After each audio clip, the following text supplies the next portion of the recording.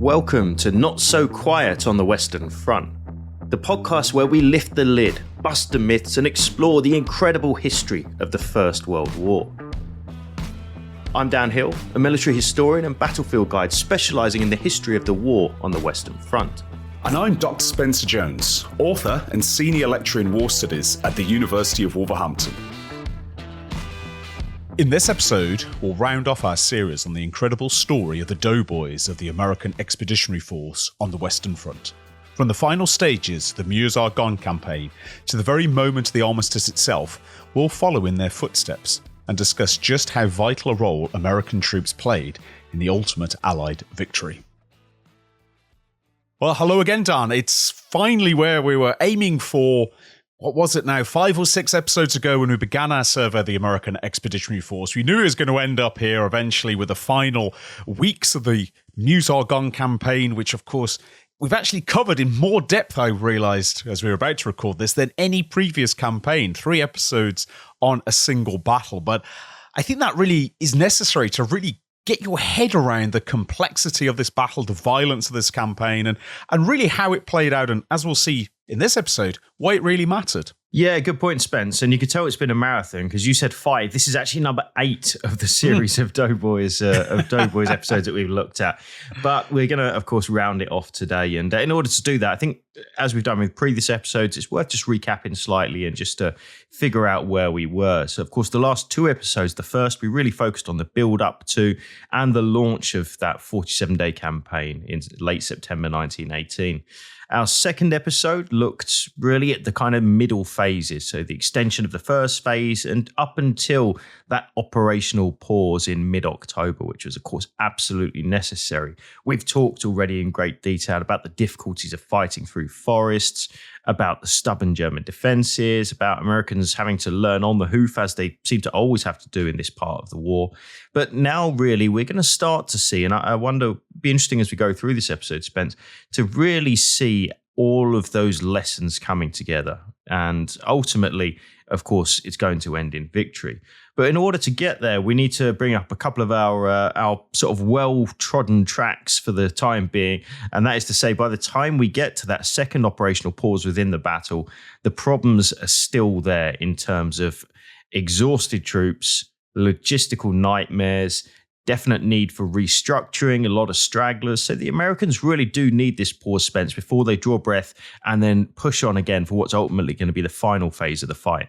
They really do, Dan. And listeners, if you've been following in our previous episodes, we've dwelt at length about the logistical problems the American Expeditionary Force has. And last episode, we went into a lot of detail about the straggling that was going on behind the lines, with about 10% of all of the American Expeditionary Force's front line actually somewhere where it shouldn't be, hanging around in rear areas and being driven forward by the wonderfully named hobo barrages that were rooting out stragglers. And sorting out this huge mess behind the lines is going to take a long time. In fact, it won't be completed before the actual end of the war.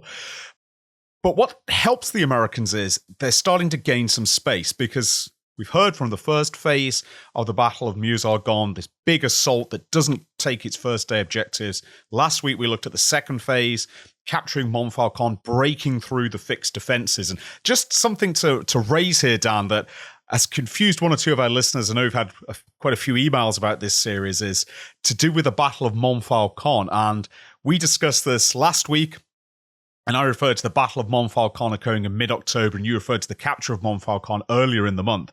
We're actually talking about 2 slightly different features of the battle. The Battle of Montfaucon I referenced in mid-October is the American term for the big push against the fixed German positions. They've already taken the high ground, or part of the high ground around Montfaucon, so apologies for any confusion there. But that breakthrough at Montfaucon, which finally occurs with the line being pierced and broken around about the 17th of October in parts, and that gap then being widened over the coming days, represents the breaking of trench warfare in this part of the front. The German fixed line, which has essentially been there for 4 years, is breached by the 28th of October. And that means by the 28th, the AEF has taken all of its day one objectives. The second phase is complete, and now they're in a position to do what they always wanted to do, what Pershing always dreamt of, which is to break out into the open country. that lies beyond. And listeners, if you have some spare time, I'd really recommend you go on YouTube and you start Googling the contemporary film footage of the Mesuse-Argonne campaign, because of all the armies on the Western Front, no army had more cameramen than the American Expeditionary Force. And very helpfully, the American National Archives have put on lots and lots of unedited, raw Mesuse-Argonne footage. It's not particularly ordered. There's no captions. It's obviously silent. But what's really interesting is it gives you a great feel for what the terrain looked like, especially once those trench lines have been breached. You are beyond the dense forest, though there's still plenty of forest to clear, and you're into really rolling country. And this is where Pershing had always wanted to be. Now, he anticipated being there at the end of September. It actually took him a month longer, cost him over 100,000 casualties, and this huge logistical snarl up. But now, Dan, at the end of October, though there has to be a pause to just reorganize the army, consolidate what's captured, the campaign's going to look completely different in the third and final phase of the battle. Yeah, that's right. And it's worth pointing out, it's not a huge pause either. In reality, by the time word comes out, the French Fourth Army under the highly impressive General Grouard, alongside American First Army under General Liggett, are going to be re-establishing this fight. They're going to get about 4 days to re-equip, build new light rail, repair damaged roads, replenish units, and importantly, feed the troops, because guys have really been struggling up until this point. So it's a little bit of time. I think ideally the Americans would like more, but the war is moving very quickly by late October, early November. And so there really isn't time to do that. The major push is gonna really kick off on what's going to turn out to be the early morning of the 1st of November 1918. And to give you an idea briefly of the aim here, it's going to be broadly a drive up the Meuse Valley. So the same area that we've been looking at before. Remember those 3 strips we've been talking about, 5th, 1st and 3rd Corps? They're going to be advancing broadly northwards, this time with hopes of reaching potentially the city of Metz and potentially the city of Sedan, and breaking through on the Meuse River itself, which actually, rather than running as it has done previously in this battle up the right-hand flank of the German advance, now turns almost 90 degrees and runs across the front of it up to along the city of Sedan. So we'll see this once again, the Meuse River come into play. In fact, it's going to be the hard stop really for many units on the 11th of November. One of the major issues we've got to contend with here really is the last German, if you like, detailed defensive position. And it's a partly natural barrier, and it's partly something the Germans have really put in as a reserve defensive position, known as the Barricourt Heights. These are going to be very difficult to break through. It doesn't mean it's impossible, as we're going to find out, but they're not going to be the primary objective, actually, as far as we go in terms of the main assault. That's going to be led predominantly by two divisions we've already met before now, and we'll talk about their advance in the centre as we move on. But I think before we get there, Spence, we need to just establish at least some kind of idea of what the broader picture is like, because absolutely, the Americans are on the ascendancy. We need to temper that, I think, with just explaining how dire a situation the Germans are in by the time we get to early November 1918. It's a really important point, because in early November 1918, the German army is, as a large-scale force, it is effectively finished. And it's been finished by this overwhelming series of Allied offensives, including the American offensive at Mesuse-Argonne, but also French offensives, British and British Empire offensives, even a Belgian-led offensive in Flanders. And crucially, at the end of September, the Hindenburg Line had been breached. That's the Hindenburg Line of the Somme, which Ludendorff, German commander, placed so much faith in. If we can hold the Allies here, we can hold them for the winter, get a negotiated deal. That hadn't happened. And the real area that Germany had mustered its best troops was around the Hindenburg Line, and to a slightly lesser extent in Flanders. Both those armies had been defeated. They were being driven back. They were crumbling as they went as well, because once the Hindenburg Line was breached, it was increasingly clear to the German soldier on the ground the war was lost. There's no stopping the Allies now. The weight of the Allied assault's too great. And for the first time in the war, really, you start to see mass surrenders of German troops. It's even been called organised surrender, with German officers realising that their troops are doomed if they try and hold their ground, actually ordering their troops to surrender en masse in a relatively early stage. The men are exhausted. Spanish flu is absolutely ravaging the German army. Food isn't coming up because there's just a collapse of the supply lines in Germany itself. Rear area troops are carrying out acts of violence against administration staff. They're plundering food supplies as well, so it's not reaching the front. Everything is sort of falling to pieces. Equipment's being abandoned. Ammunition isn't coming up properly. And yet there are still groups of Germans who are fighting as hard as they can. And even in this direst of circumstances, at a tactical level, at a local level, the German army can and does fight hard. And why does it keep fighting hard? Well, there's still men who believe that something can be salvaged from this. And there's also a sense that if the Allies can just be stopped, the Allies can just be held for a little longer during the winter, into the winter. That's what a lot of the German officers are hoping for. The Allied advance will stop, and then a favourable negotiated deal can be made. I mean, it's delusional, we know now, but that's what people believe in parts of the German army. And the only thing Germany has as a bargaining chip is its occupied territories. If it's still holding big chunks of Belgium and France, perhaps it can use those as bargaining chips to get a favourable deal, particularly from the American side. It's a faint hope, and as we know, it won't come true, but that's what's motivating these small groups to keep fighting. But in a wider sense, that the army is getting weaker by the day. Large-scale surrenders, desertions. The Austrian army, or the Austro-Hungarian army to be precise, that actually is withdrawn from the German order of battle in early November because Austro-Hungary is also collapsing. Equipment, aircraft, machine guns, they're all getting in shorter and shorter supply. So the army is still capable of fighting fiercely, and indeed it does, but it can only really fight at a local level now. And so when you combine that with the more open warfare we see in the final phase of Mesuse-Argonne, there's going to be bitter fighting for limited objectives or localized objectives. But what's not going to happen is the Germans aren't going to counterattack en masse. The Germans just can't do it. They don't have the manpower. They don't have the organization to do it anymore. And so instead, you're going to see lots and lots and lots of bitter rearguard style actions.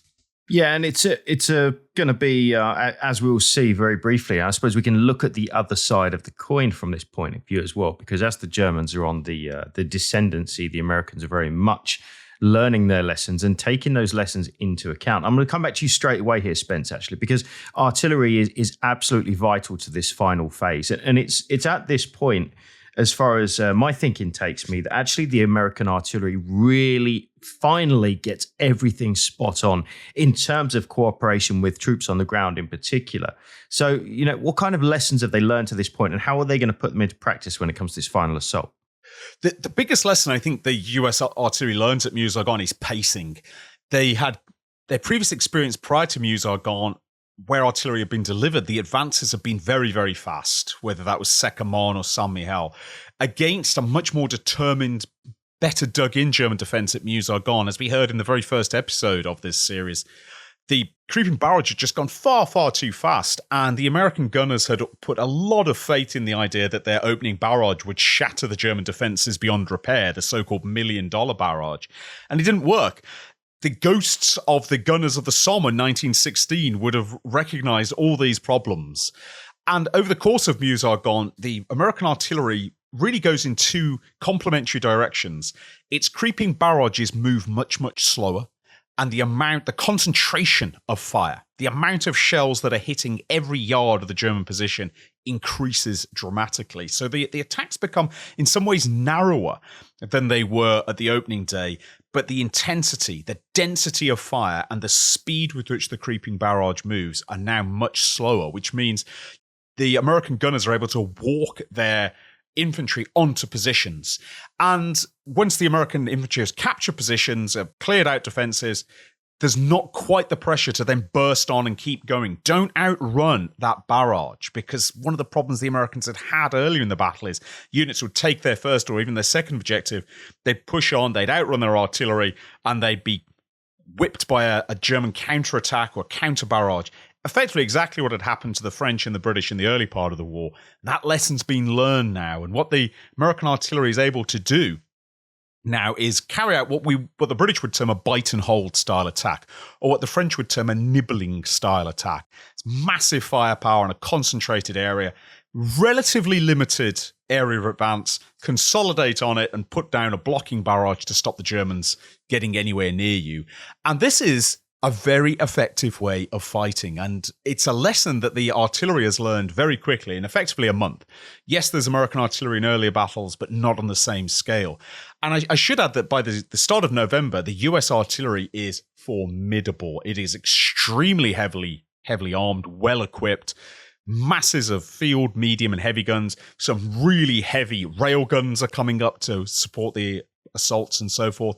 Coordination with artillery spotter planes and observation balloons is improving. So all aspects of the artillery are improving.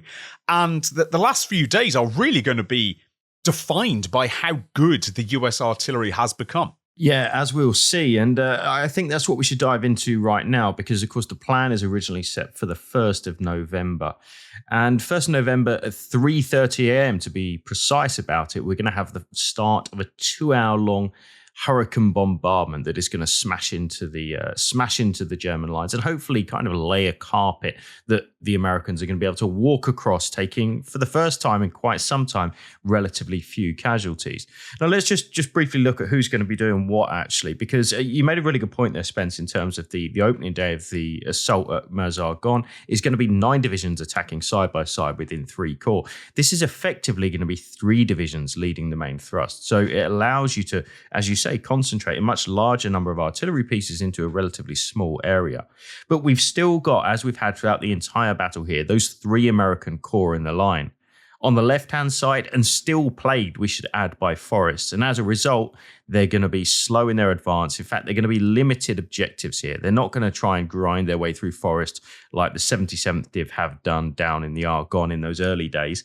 Incidentally, 77th Div still in the line and actually going to do some quite incredible work at this point of the fight. But it's going to be in the centre with 5th Corps that main advance is going to take place. And with the 2 leading divisions there, the veteran 2nd Division, which of course includes the famous Marine Brigade of Belleau Wood fame, and the 89th Division. They're going to be forming the major advance straight up the valley of the Meuse, and they're going to be pushing on, trying to break through those German positions directly ahead of them, capturing a number of major villages, including Buzancy, which is on the left flank of the 2nd Division's advance.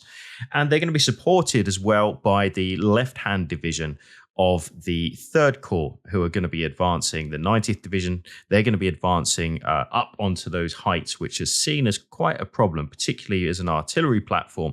So we're going to see a major advance really through the central strip of those 3, driving northwards, as we say, starting at 3:30 a.m. with a 2-hour-long hurricane bombardment, followed then by a rolling barrage, and crucially designed to always keep within 1,000 meters of infantry.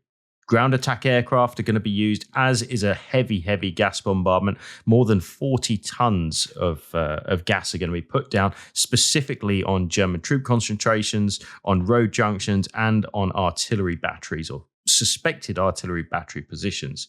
This, in effect, nullifies almost all German defences. And so when at 5:30 a.m. the 2nd and the 89th Divisions, those veteran formations by now, of the 5th Corps are going to advance. They're going to do so, we should add, behind a massive machine gun barrage. And we haven't seen much of these in the war so far, Spence. For those, I think we have maybe discussed it. It was a long while ago. Give us a quick idea. What's a machine gun barrage in that sense? So this was an innovation that's only possible once you've got masses and masses of machine guns and masses of ammunition for them. And it's used by both the French and the British. In some ways, the British and especially the Australians start to make it their own by 1917 and 1918. And because we tend to have this vision of machine guns from movies firing straight down the iron sights at point blank range, does happen. But a machine gun barrage takes advantage of the fact that machine guns can fire in this arcing style of fire, and that with the correct application of your trigonometry and your scientific principles, you can predict with pretty good accuracy where the beaten zone, where your bullets effectively are going to fall.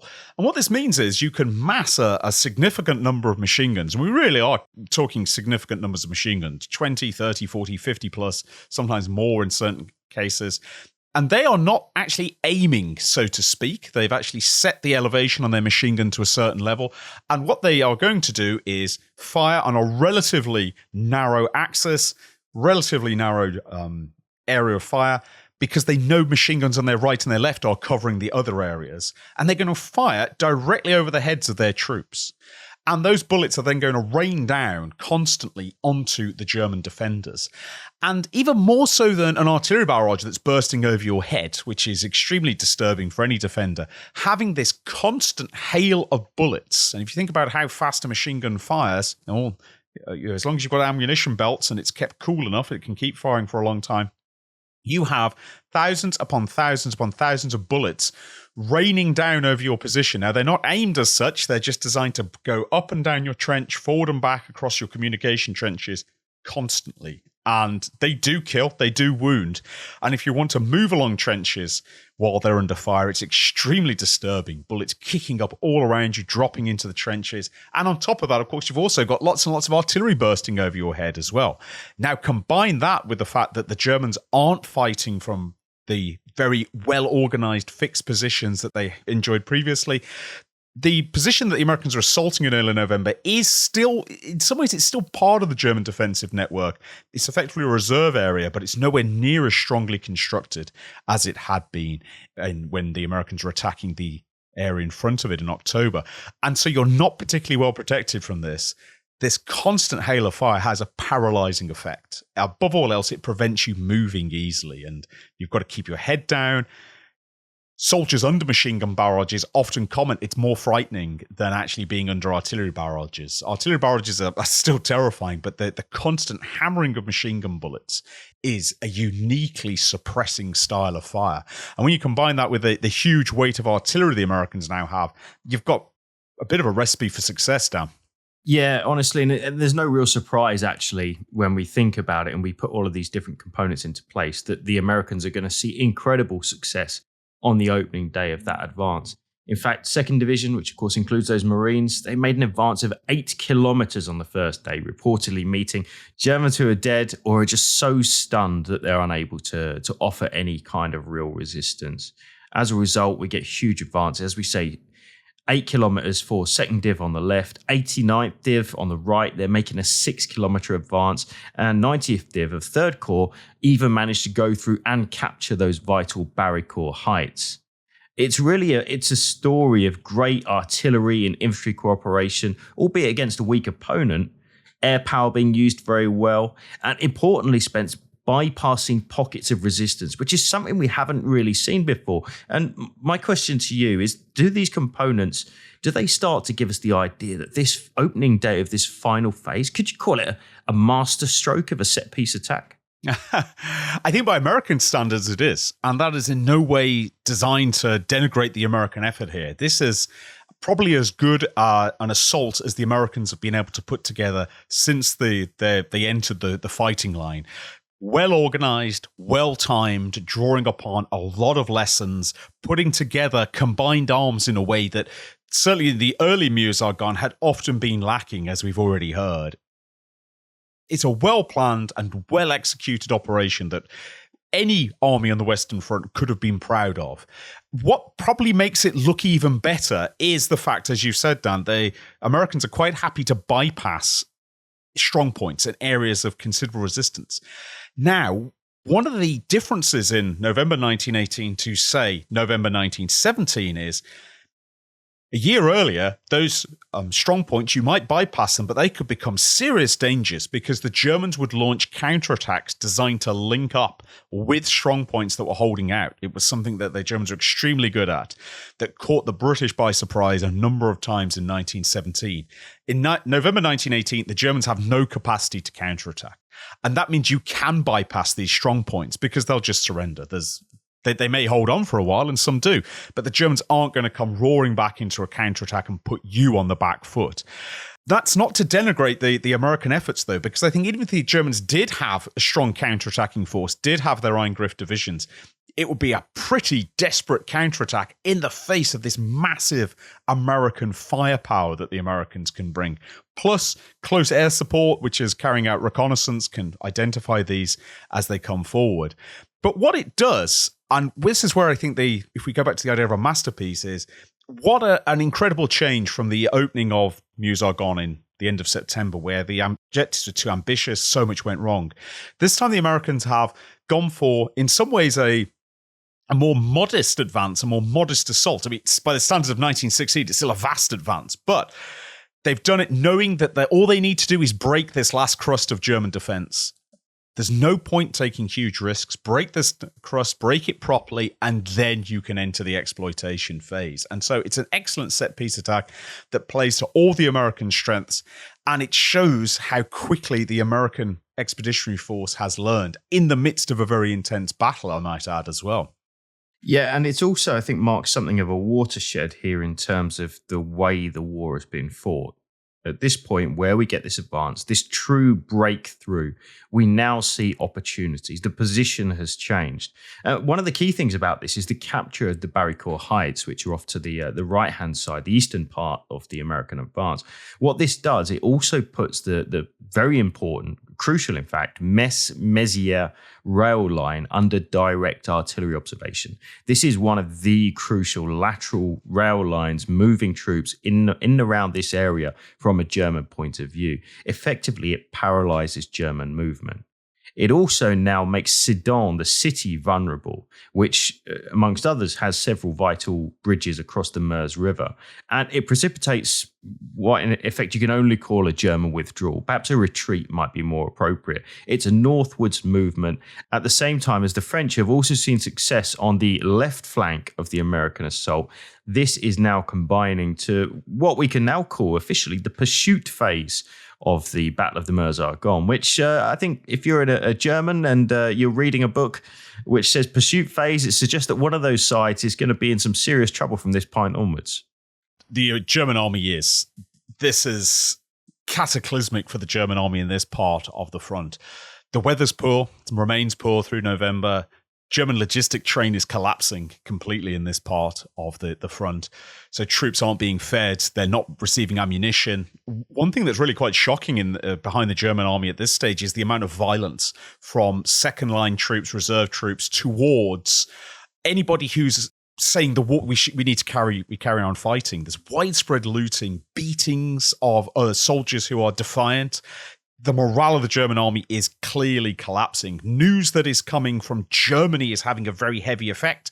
The German High Seas Fleet is mutinied, and there's wild talk that the sailors are on their way to Berlin to dethrone the Kaiser. Real echoes of what had happened in Russia a year before. A number of the troops who've come from the east, who the German command certainly thinks they've been imbued with communist and Bolshevik ideas. They're talking about we should have a revolution and so forth. As I mentioned, there's violence behind the lines as German soldiers fight amongst themselves, quite savagely, in fact. Fist fights, knife fights, a lot of looting. And officers at the front line are left with a difficult choice. Do you actually try and buy time? Do you try and defend the position as best you can? Or do you try and spare your men? Because it's clear that the war is basically it's lost at this stage. So what do you do? And many officers are going to actually lead their men pretty willingly, it has to be said, towards the Americans and actually surrender. Or they're going to put up a very token resistance, and the moment that the Americans advance, they're going to put their hands up. But even within this, there's still pockets of German resistance who are absolutely determined to fight. And the city of Sedan is really important here because psychologically, Sedan occupies a huge part of the German mindset about its military might, because it was here in 1870 where Napoleon III's army had been encircled and annihilated in the Franco-Prussian War. Napoleon III going into captivity. And in many ways, the decisive battle of the Franco-Prussian War. The Germans want to hold on to this. This is a bargaining chip. This is a prize. And equally, the Allies, especially the French, are well aware of the value of Sedan. They want to liberate it. They want to have Allied troops marching through it. And Pershing's aware of it too.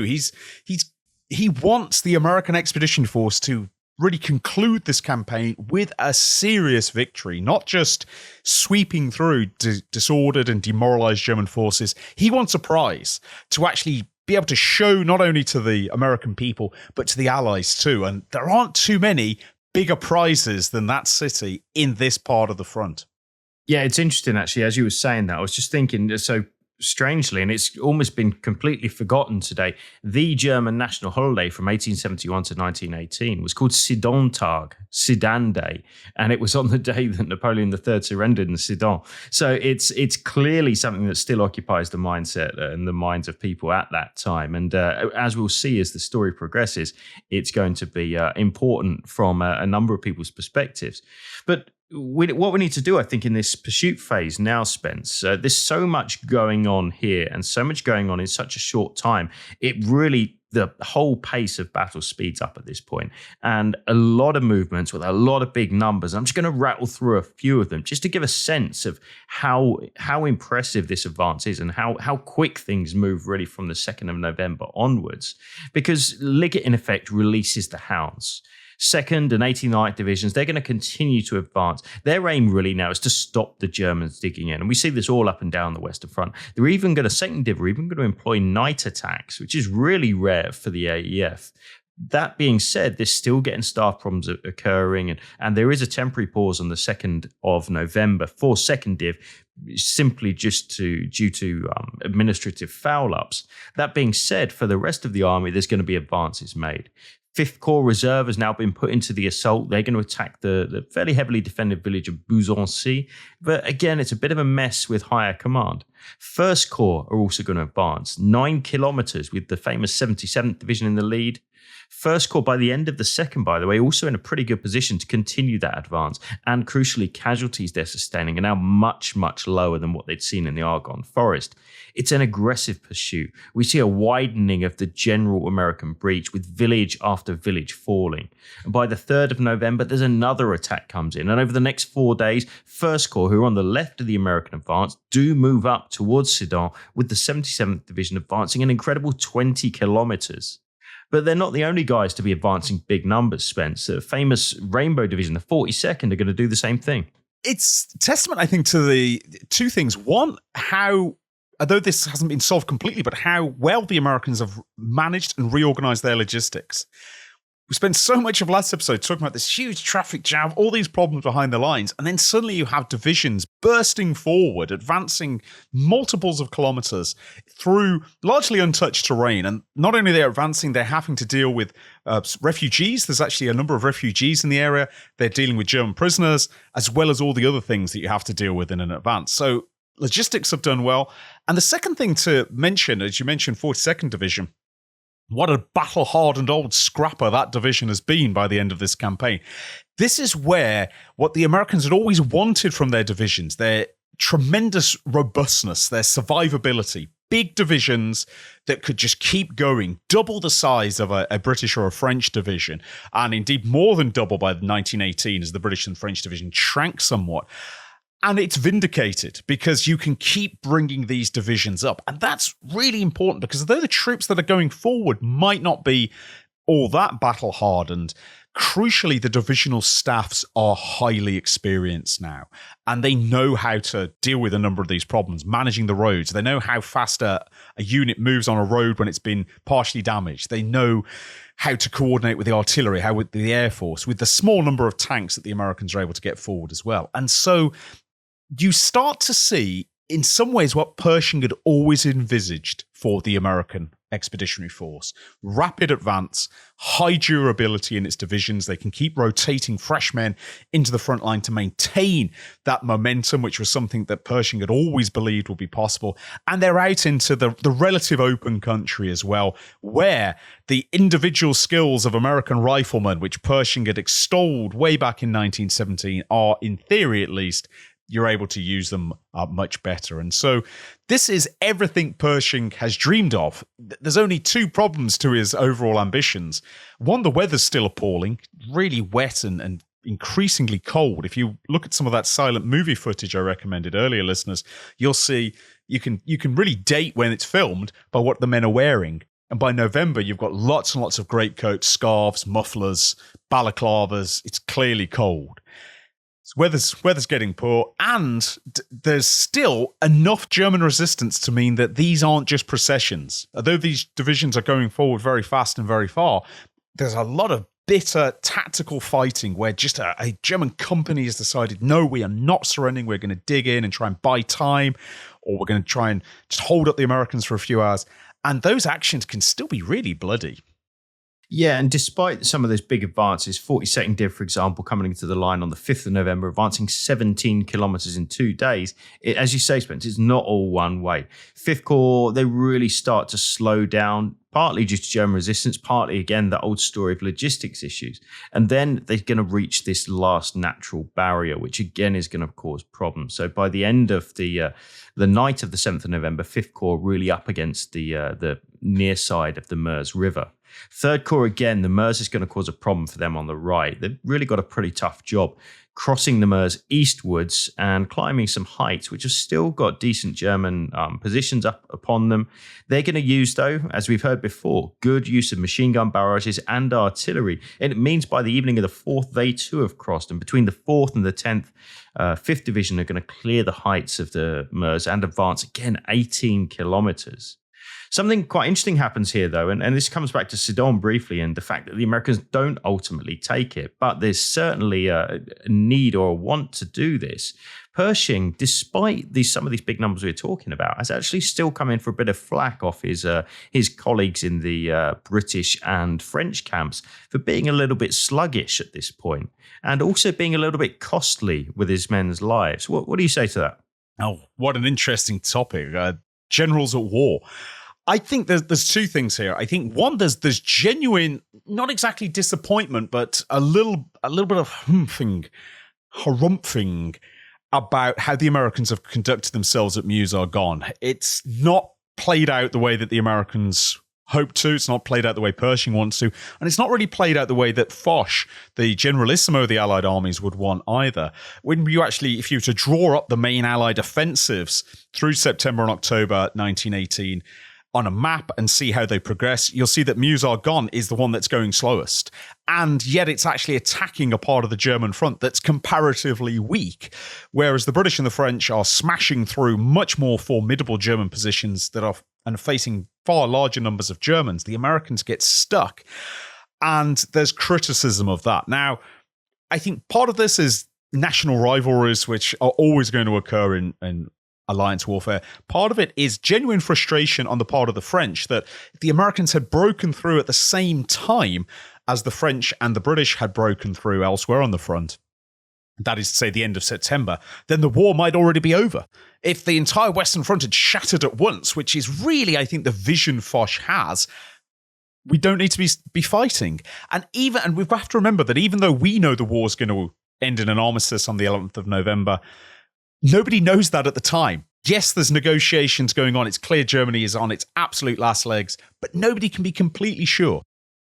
And so the fact the Americans have been going slow and have let the Allied side down in the eyes of certain figures, mainly French, it has to be said, French figures, is frustrating. And Douglas Haig, who is, let's just say he's his own greatest fan, and he's very, very keen to sort of emphasize what the British Empire Army's been doing. He's quite happy to jump on the Pershing criticism train as well. And Pershing is keenly aware of this. He's not operating in a vacuum. He's also aware that he really wants to culminate this offensive with something big, which we've previously mentioned, to justify the cost of the battle, because he's keenly aware of that, and to be able to say something to the American public and the American government, look what we've achieved. So there's an awful lot of pressure mounting on Pershing you've got to go faster and you need to end with a really clear victory. And he's conscious too that the British and the French have broke through their respective parts of the front the previous month, the end of September. They're advancing rapidly and fighting battles as they go. He's only just done it at the start of November. So a lot of pressure mounting on Pershing. But you asked, do I think it's fair? And I have to say, given the inexperience of the Americans, which we've discussed previously, given that they're learning on the job, so to speak, I'm not really sure that much more could be expected from them. Yes, mistakes are made, especially at the start of Mesuse-Argonne, and indeed through it. American command performance is shaky in this battle.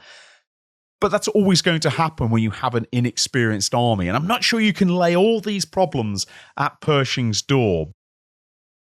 And of course, that statement that Pershing really wants to make is going to be the capture of Sedan. In fact, it's going to end up being something of an embarrassing damp squib in some senses, because Pershing's decided that he wants to take Sedan. He passes that down to Liggett.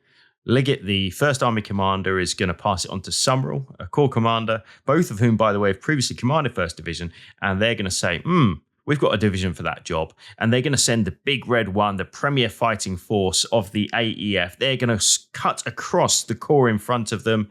They're going to make their way up and capture Sedan. This is going to be the story that ends the war on a high for the AEF. In fact, a certain man by the name of George Marshall is going to write up the following order. And it reads as follows. General Pershing desires that the honor of entering Sedan should fall to the American First Army. He has every confidence that the troops of First Corps, assisted on their right by Fifth Corps, will enable him to realize this desire. That's a powerful statement, powerful stuff. And so what we see actually mid-battle is a forced march through the night of the 5th or the 6th of November of the 1st Division to be in place to assault and capture Sedan the following day. Problem is, they've got to cross over the supply trains and all the logistics routes of the 42nd and 77th Division, who are still making an advance northwards whilst doing so. And they mess up the entire situation. The whole thing fouls up. Eventually, 1st Div get to within arm's reach of Sedan. And the French, I think quite rightly so, given what they've been through in the past 4 years, say, whoa, hang on a minute, what are you doing? You think you're going to capture Sedan? No chance. And actually, the Americans acquiesce and say, yeah, fair point. And that advance stops short on the 9th of November. But Spence, of course, the whole advance doesn't stop short because there are still going to be further pushes on, and it's going to lead us, of course, to the morning of the 11th. And just to add some weight to what you've said about Big Red One's forced march, a great example of command ambition running into realities. Weather's appalling. It's rained every single day of November. Roads are churned up because there's armies moving across them. There's also refugee traffic around here. Some French civilians are actually fleeing into the American lines. They're a bit worried there's going to be battles that destroy their hometowns and so on and so forth. They go right across the supply train of 42nd and 77th Div, cut right through that with all their troops, all their own rear area stuff as well, skim through the French sector as well. An absolute nightmare that completely jumbles everybody up. And really, the Americans are still sorting it out actually after the armistice. It's the type of command that could only be given when a commander is really feeling the pressure and really wants something done big. It's almost never going to work. And in some ways, perhaps it's lucky for the Americans, they're then not asked to make a really major assault at the end of that because they're in a disrupted and disorganized state. The Big Red One needs some time to sort itself out as it arrives. But as you say, Dan, there's still fighting going on. Even with those last days, even in parts of the front where we've talked about the German army collapsing, there are still thousands of Germans who are willing to keep fighting.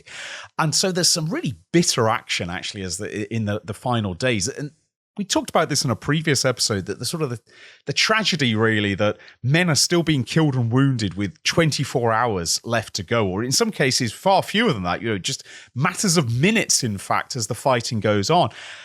Even on the 11th of November. And I think this is a particular problem for the American Expeditionary Force, largely because of the reasons we've outlined.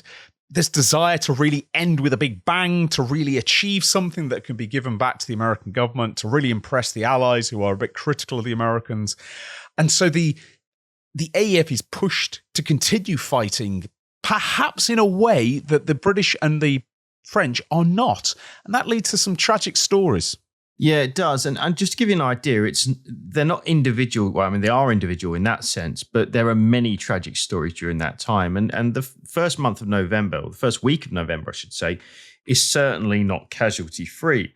To give you an example, I'm just taking one division alone, 89th Division, who have done the bulk of the fighting at this point, between the 1st and the 11th of November, are going to lose 2,900 men as casualties. These are big numbers. But as you say, there is going to come an end. That end is going to eventually be over a table in a glade in a railway carriage in Compiègne. And whilst negotiations are going on, eventually, famously, the armistice is going to be signed at 5 a.m. on the 11th of November, 1918. But fighting is not going to stop until 11 a.m. on that day. So that leaves a 6-hour window. And during that time, some 11,000 men on all sides are going to be killed or wounded. all across the Western Front. That's a staggering number and actually leads to a big controversial story post-war. And the predominant number of those are going to be American troops who have been told in no uncertain terms, keep advancing. Now, this sounds incredibly callous, Spence, in some senses. It sounds like a crazy decision. When you've already armed with the information that the war is stopping at 11, why on earth would you continue to send people into the attack? And at face value, and I think for many people in the general public who look at this today are going to say exactly that. But is there some logic behind this concept? There is, and this is where we have to be a little bit wary of hindsight. We know that the armistice on the 11th of November holds. We know it does end the war effectively. But for the troops on the ground, the commanders on the ground, they don't know this. Yes, they know an armistice is coming. They know the terms of the armistice, which are pretty punishing for Germany. They're required to abandon equipment and fall back into the pre-war German borders. But nobody really knows if the Germans are going to obey this. Is this just a German trick? Is this just to buy time? Are the Germans going to fortify their positions? And so there's this imperative, and this is true across the front, to try and capture key tactical points now. When you know the Germans are on the back foot, and all the Allied armies know this, they know that the Germans are really suffering. They know from their prison accounts that lots of Germans are surrendering. So if you are a brigadier and you can see there's a particularly tricky piece of high ground, or there's a village that might be the site of a German defensive post in front of you on the 11th, capture it now, because you cannot be completely sure you won't be asked to capture it again in 3 weeks, a month, and by then the Germans will have turned it into a fortress. And so there is this pressure to do that. And at a higher level, at a command level, there's a certain amount of pressure of don't give the Germans an inch. Let them know they've been fought to an absolute finish, right to the very end, just in case the German army gets some ideas about, well, the last day was very light casualties. Maybe we won't abandon our equipment. Maybe we're going to dig in a little stronger. So we know it does end the war, but to the men on the ground, the officers on the ground, then they can't be sure. And so better to take that position now, even though it's going to cost you men, because you can't be sure you won't be asked to do it in a month's time, and it's going to cost you 2 or 3 times as many men. And that's kind of a decision that, with the benefit of hindsight, we can look at and go, oh, it was unnecessary. But we have to remember that on the morning of the 11th of November, this isn't obvious that it's going to end the war. That's right. Ultimately, the armistice doesn't end the war in that sense. It's a pause. The war's going to end the following year officially. But that being said, there's always a last attack. And sadly, there's always a last man to fall. And there's a last man to fall across the entire Western Front as far as the Allies are concerned. And that man is going to be Private Henry Gunther. This is a man born in Baltimore, so a Maryland native of, as you can probably tell from the surname, German parentage. Not German grandparents, but German-born parents. And he's been drafted in September 1917. He's actually formerly been holding a fairly significant position, a quartermaster or a supply sergeant in the 313th Infantry Regiment, known as Baltimore's Own, part of the 79th Division. He's arrived in France in July 1918 and perhaps unwisely written a critical letter home to a friend saying basically, it's not very nice out here. Try and avoid coming out if you want. The conditions are miserable. Now, this gets caught by the American censor. He gets pulled up, he gets demoted and ends up as a private soldier in a frontline infantry platoon.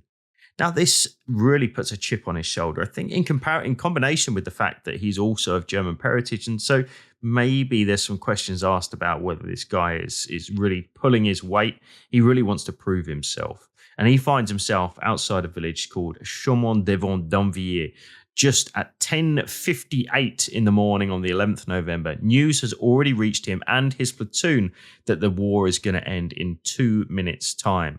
Now, he's right at the tip of the American advance, and ahead of him is a single German machine gun placed on top of a hill. I was there quite recently, actually. And he, for some unknown reason, perhaps not such an unknown reason, this idea that he wants to prove himself, is going to get up, he's going to leave his position, and he's going to charge towards this German machine gun. Now, to just paint this tragic idea of this last 120 seconds, he advances alone, nobody else with him, towards this German machine gun. The Germans on the other side manning the machine gun are also aware that the war is just about over. And instead of firing, they stand up and they wave him back. Just say, turn around. You can have this spot in 2 minutes' time. Just don't keep coming on. But he does. He keeps advancing. They fire a burst of machine gun in the air. Instead of stopping or turning back or taking cover, he continues to advance himself. He takes aim and he fires at least a single shot at the Germans, at which point a short burst of machine gun fire rings out, hits Henry Gunther. He falls down dead, killed outright. And the story goes, and it was one that was published in a newspaper, and I was stuck in my mind in late 1918. It says that the men that were with him reported that the gun stopped firing the moment that his body hits the ground. That's an incredibly powerful and emotive story for me. And to go back to that spot is always very powerful. It's one of those, I think, it's a war full of tragedy, Spence, and one of those that, of course, we've covered many different ways. That there's always something desperately tragic about the last man to fall. And I just want to finish because I was up there with a friend of mine. I'm going to give him a shout out. We don't often do this. Keith Donahoe, who took us to that spot and spoke through this story with such passion and enthusiasm for Henry Gunther's story that it really sticks in my mind as one of those amazing moments you often get when visiting battlefields. But to be on that spot where that small moment in history passed, it really sums up a lot and maybe sums up the whole American story in a sense on that final morning. What a powerful intervention, what a powerful story there, and you're well told and well shared. And in a way, perhaps we could take Henry Gunther's final fate as in some ways emblematic to an extent of what the American Expeditionary Force was trying to do and what ultimately it did do. Desire for huge role, to make a major contribution to the war, to be the decisive arm of the war. This was certainly Pershing's vision, combined with a certain recklessness or naivety, if you prefer, which ultimately led to the American army taking a lot of casualties, perhaps unnecessarily. And we've heard this again and again through the course of our podcast series within the series about the Americans. And that final death, which has this sort of unnecessary element about it, is a sort of grim punctuation mark to perhaps that naive aspect of the American army in the First World War. But ultimately, the American army has come through Mesuse-Argonne by the end of this. And although Pershing hasn't got the prize that he always wanted, and he really wants to keep going, he wants to go into Germany with the American Expeditionary Force for some good reasons. He wants to see he wants to let the German population know that they've been defeated. If they see an occupying army on their territory, then that's going to drive that home. But there's also another element to Pershing's decision, and this is he wants this victory. He wants something that he can show really to the American government and public. Look how important we were. But he doesn't get it. The American army doesn't quite achieve this, and Mesuse-Argonne, I think, falls into a sort of strange memory hole. To use a modern phrase, a memory hole for the American public. It's the most filmed battle of the American Expeditionary Forces war by a very, very large margin. It's the bloodiest battle the American army fights in World War I, bloodiest campaign the American army's ever fought, in fact. And yet the actual details of this campaign, beyond some of the more famous stories, which we discussed last week, particularly the Lost Battalion, the memory of the campaign is controversial from a very, very early point onwards. It's not a clean campaign. It doesn't end with a glittering prize. And to an American public that isn't used to the nature of the First World War, it doesn't quite look like a victory.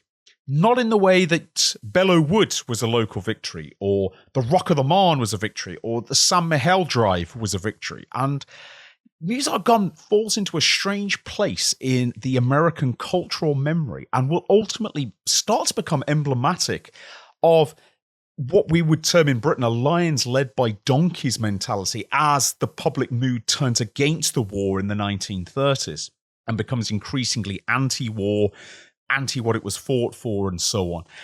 And I'd like to pitch a question at you, Dan, which I haven't prepared for you in advance, but do you think that Mesuse-Argonne is the American Army's Passchendaele? Oof, good question. Very good question. Okay, let me have a think about that. So I'll think out loud so it makes a bit more of an engaging podcast. Well, I mean, there are plenty of similarities there. It's certainly very bloody. It's fought in bad conditions, and of course hugely attritional in the same sense. There are certain clear on-battlefield elements related to it. I think the differences come here, though, with the end section. What happens at the end of Passchendaele? Well, yeah, the Passchendaele Ridge is captured. The Brits buy a bit of breathing space. The pressure around Ypres is relieved. But if you compare it to the Meuse-Argonne, the end point at the Meuse-Argonne is the end of the war. It's the advance onto the Meuse. And had the Meuse-Argonne gone on another 10 days, it might well have been the Rhine River. There are certainly elements to it, and I can see that. I think the more broadly similar elements are going to come from the memory of those two battles at home. And if this is where we're going with it, maybe this is a closer link to take.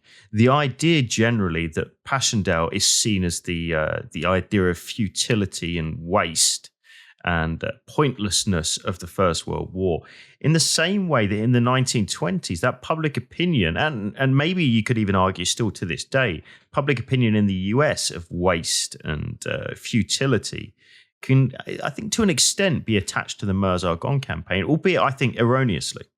Really interesting point and interesting answer. And as you were just saying that about the idea of futility attached to the Meuse-Argonne, one thing that's really striking is the size of the American cemetery for Meuse-Argonne. We've mentioned repeatedly it's the bloodiest campaign in American military history. The listeners, to put it in some sort of context, it's about double the size of the American Normandy cemetery. And if you've ever been there, you know that is a very big, striking, impressive cemetery with almost 10,000 there.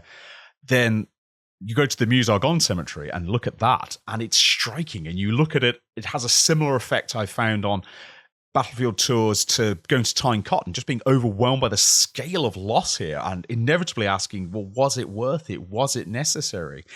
And yet, within the context of the overall Allied offensives that end the First World War, that ultimately secure victory for the Allies, Meuse-Argonne plays an important role in that. Yes, it's extremely bloody. Yes, the fighting is desperately confused, but it has a very obvious effect. It does ultimately break the German lines here, collapses effectively this part of the German front, puts the Germans under all kinds of pressure, in combination with the other attacks, is ultimately going to lead to the complete collapse of the German military. And so it's not futile. And though it's difficult to read, especially about the early parts of Meuse-Argonne, and go, gosh, what waste, what were they thinking? Mistakes are clearly being made. And yet, unlike Passchendaele, which ends very ambiguously with the Passchendaele ridges unsecured, the Germans celebrating a great defensive victory, the only winner of the Meuse-Argonne campaign is ultimately the US Army. There's no ambiguity about this at all. The Germans cannot claim a victory for this battle. And so in that sense, though I think it bears comparison in how it's fought and how it's remembered, I think your comment that ultimately it leads to victory is the most crucial one, and ultimately it does. And had the war gone on in another year, which the Americans are planning for, then I think the American army in 1919 would have been the sledgehammer of the Allied armies, with all its firepower, all its equipment, its manpower, combined with the lessons it had learned through the summer and autumn of 1918. I think it would have been a truly formidable army. Very interesting. And I'm going to finish by throwing a question back at you, Spence, since you did it to me, actually. So I'm going to ask one that is regularly asked to me when I take American groups out to the battlefield specifically. So how about this one? Would the Allies have won the First World War without the American Expeditionary Force? Discuss, as you might say. Could be a podcast episode all of its own. And I'm going to put cards on the table and play the ultimate historian's card and say it's complicated.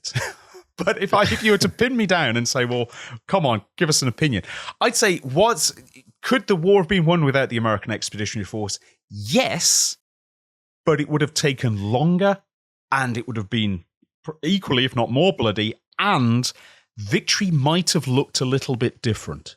We may have had a war end in 1919 through mutual exhaustion. The Germans unable to really finish off the Allies unable to finish off the Germans. And you might have seen a different style of peace. I think that Germany's allies would have collapsed with or without American involvement. Ottoman Empire, Austria-Hungary, Bulgaria would have collapsed in on themselves. Germany might have been the last Central Power standing and might have been able to get some sort of compromise peace with the Allies, certain amount of territory retained perhaps. So I think a victory could have been won, but I don't think it would have been one the Allies would have been very happy with. And I think the existence of the American Expeditionary Force, I wouldn't go so far to say it's decisive on its own. It doesn't completely change the pattern of the war. It doesn't undo what's happened in the war up until this point, revolutionize it. But it adds a really powerful reserve to the Allied armies at just the right moment. And the mere presence of the American army and all it represents is a huge bolstering to morale. And once they begin fighting, as we've heard in this series, they acquit themselves remarkably well. But there's so much more we could actually say on this, and I'd be interested in your thoughts, Dan. I'd be interested in listeners' thoughts. Yeah, I'd definitely be interested in listeners' thoughts on this one.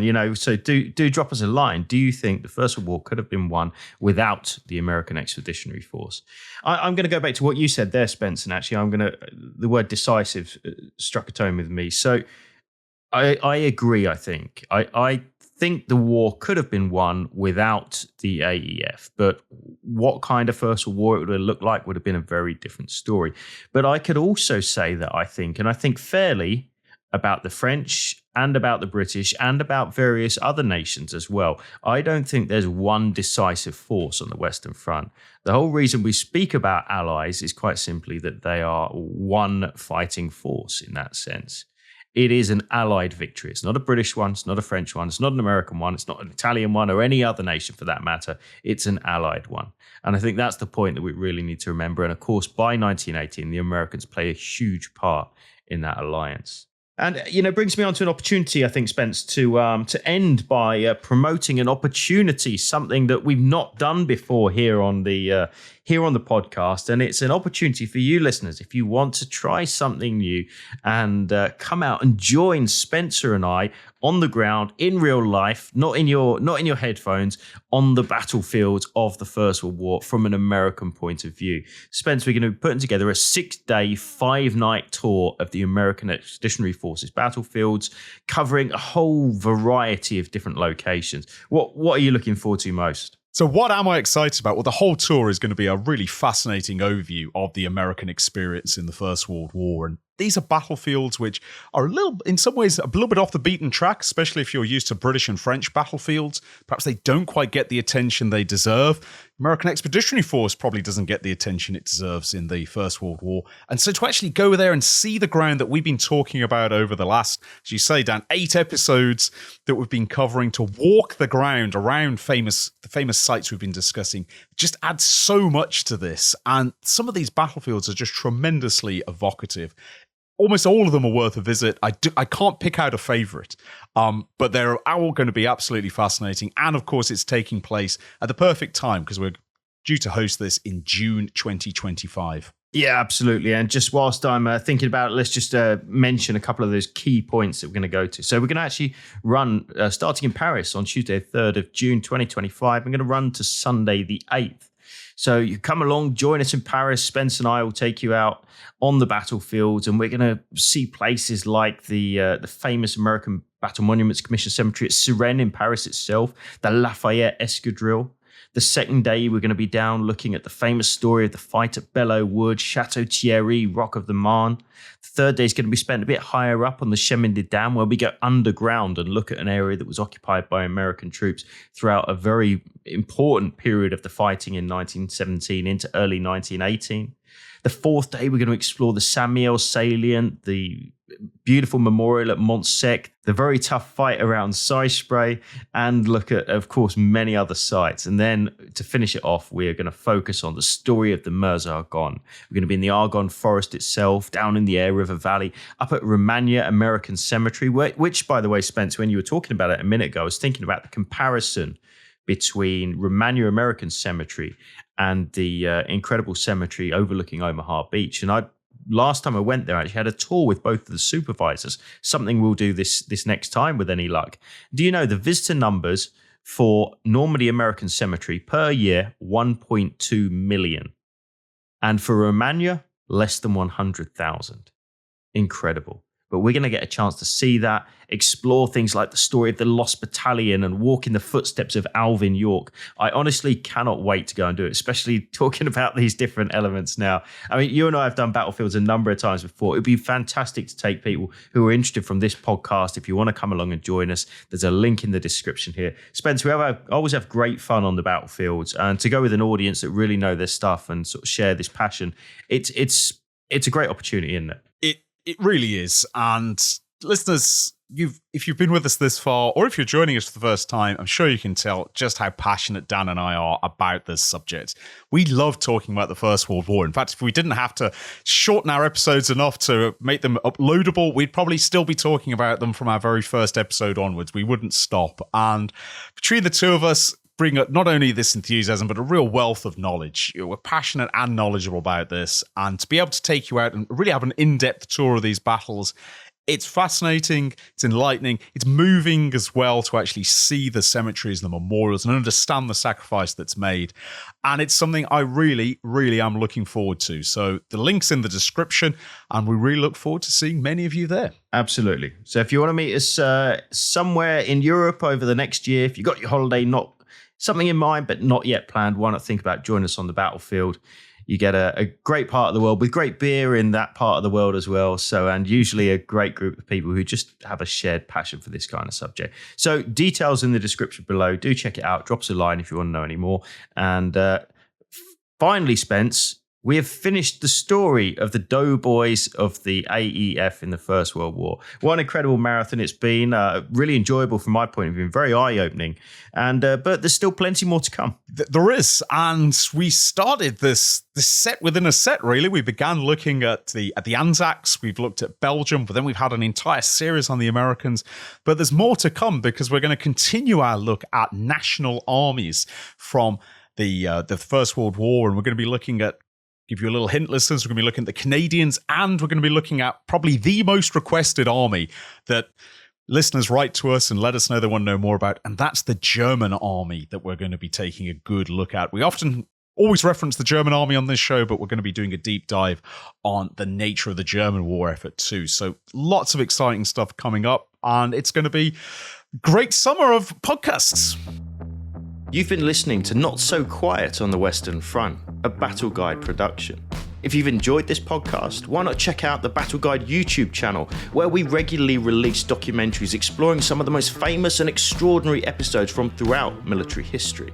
If you'd like to support the Battle Guide team to create more content just like this, why not head over to our Patreon, where for the cost of just a cup of coffee, you can get access to full-length virtual battlefield tours, exclusive behind-the-scenes content, decide which subjects we cover in future podcasts and videos, and join a fantastic community of like-minded people. That's all this time. See you again soon. Good. Sound on. Cup of tea in hand. Let's follow the Americans to victory.